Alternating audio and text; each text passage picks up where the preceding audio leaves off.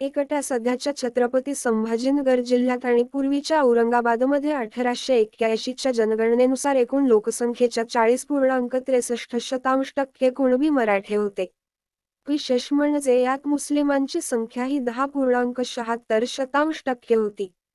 British सरकारने February 1881 मध्ये संपूर्ण भारतात जनगणना केली. त्यानुसार तेव्हाच्या औरंगाबाद जिल्ह्याची, आताचा जालना जिल्हा धरून, एकूण लोकसंख्या 7,30,976 होती, असा दावा निवृत्त सनदी अधिकारी आणि ज्येष्ठ लेखक, संशोधक, इतिहास अभ्यासक विश्वास पाटील यांनी केला आहे. मराठा आरक्षणासाठी आंदोलन पुकारणारे मनोज जरांगे आणि स्वतः महाराष्ट्र सरकार त्यांना टिकणारे आरक्षण दिले म्हणत आहे.